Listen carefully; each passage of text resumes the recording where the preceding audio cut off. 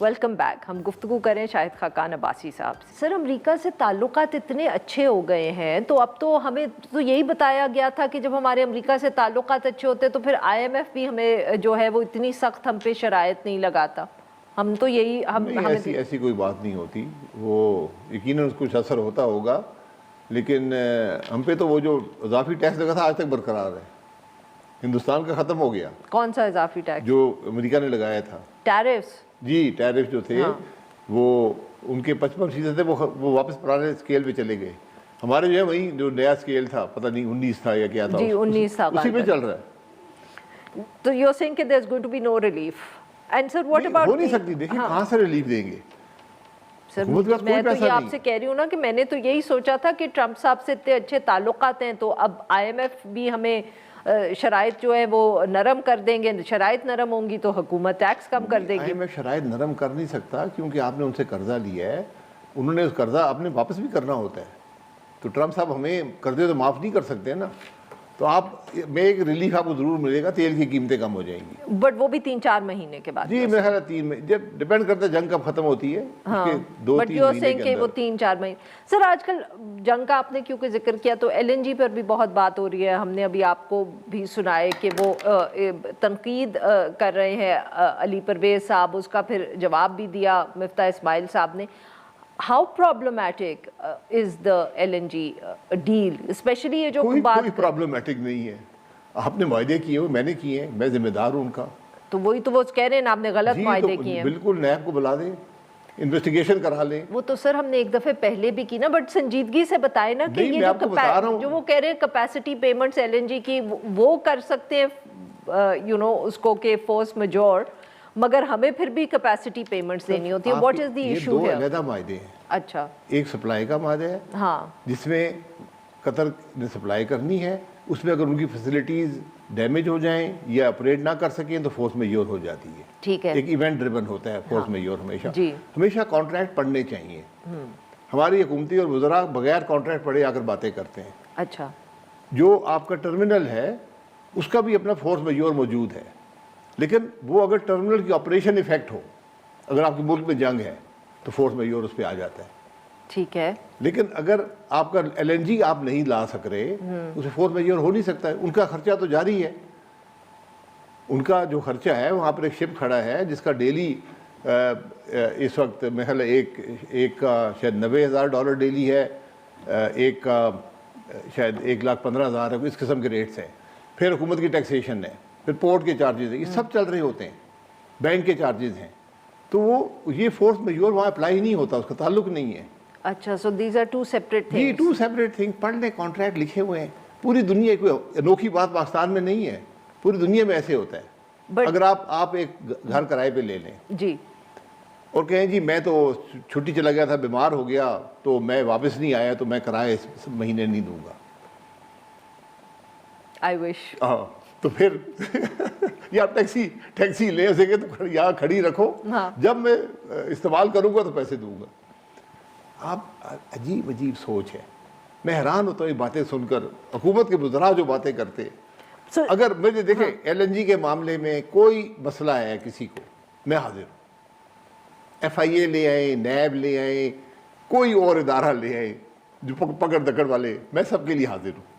میں ذمہ داری اٹھاتا ہوں. ہر کانٹریکٹ کا ہر لفظ کی ذمہ داری اٹھاتا ہوں. تو سر پھر آپ کی باتوں سے مجھے یہ لگا کہ شاید پھر ہم یہ سمجھیں کہ حکومت اس وقت انویسٹیگیٹ نہ کر رہی ہو، جیسے کہ پیٹرولیم منسٹر نے کہا کہ وزیر اعظم صاحب نے کسی کو کہا ہے کہ اس کو دیکھ لیں. سر ضرور دیکھیں، میں حاضر ہوں. نہیں میں ویسے ایک آدمی ذمہ داری اٹھا رہا ہے، میں اعتراف جرم کر رہا ہوں. سر ویسے آپ کی تو ذمہ داری نہیں بنتی ہے، تو کابینہ کی بنتی ہے نا. سر میں پھر بھی اٹھانے کو تیار ہوں. وہ کابینہ ساری ادھر بیٹھی ہوئی ہے. دیکھیے آپ کے ٹرمینل دنیا کے سستے ترین ہیں. Sir but do you think جب ہم نے یہ LNG کے کانٹریکٹس وغیرہ کیے یا یہ فیصلہ کیا کہ LNG منگوائیں گے، تو شاید اس وقت یہ سوچا نہیں تھا کہ جب اس قسم کے ایونٹس ہو جائیں گے کہ جنگ ہو جائے گی یا دنیا میں پیٹرول کی قیمت بڑھ جائے گی تو LNG کی بھی قیمت بڑھ جائے گی. اس وقت it seemed like a good contract. But یہ I am asking you this because یہ تنقید بہت ہوتی ہے کہ جی یہ بہت مہنگا کانٹریکٹ ہو گیا یا ہم نے اوور کمٹ کر لیا بیکاز ہم نے سوچا تھا کہ اکانومی گرو کرتی رہے گی, اکانومی گرو نہیں کری. I mean in hindsight do you think that some mistakes were made? کوئی مسٹیک نہیں. اچھا, سینکڑوں ارب ڈالر کا فائدہ ایل این جی کی سپلائی چین پاکستان کو دے چکی ہے, سینکڑوں ارب ڈالر. سر بڑی مہنگی ہے جو لوگ مہنگی بالکل مہنگی نہیں ہے. اچھا, دنیا میں سب سے بڑا یوزر ہے ایل این جی کا جاپان, کوریا اور تائیوان. ان کی پرائسنگ کا ایک مارکر ہے جو پبلک ہے, اسے JKM کہتے ہیں, جاپان کوریا مارکر. پچھلا پورا سال نکال لیں, اس سے پچھلے سال نکال لیں, پچھلے پورے سال میں ان کی پرائس تھی 12 سے 14 ڈالر, ہماری پرائس تھی 8 ڈالر سے کم. ہم بہت کم لیتے ہیں ان کے مقابلے میں, اس کے باوجود 8 ڈالر سے کم تھے. مسئلہ یہ ہے آپ نے وہاں بھی ہر چیز پہ ٹیکس لگا دی ہے. ابھی ٹرمینل کی بات کر رہے ہیں, اس میں سے 30% پیسہ تو FBR لیتا ہے.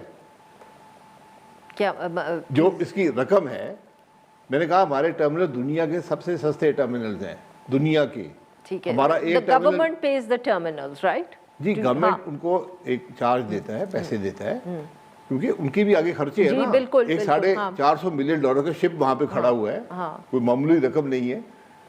تو اس پہ سے پھر ٹیکس, ود ہولڈنگ ٹیکس لگ جاتا ہے اس کمپنی کے ریونیو پہ. جی, جو ریونیو آتا ہے اس ود ہولڈنگ ٹیکس لگ جاتا ہے. اس میں تو حکومت پے کر رہی ہے نا.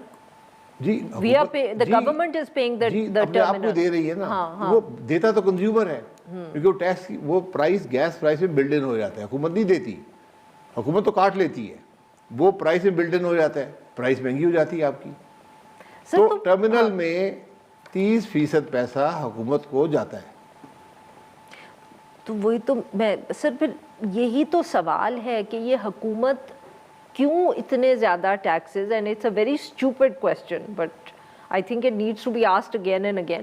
چاہے بجلی ہو, چاہے گیس ہو, جو بھی یوٹیلیٹی کا بل ہے اس میں ٹیکسیشن ایکسٹرا اتنی زیادہ ہے, اور بہت, جس کو کسی نے کہا کہ بہت نان ٹرانسپیرنٹ ہے.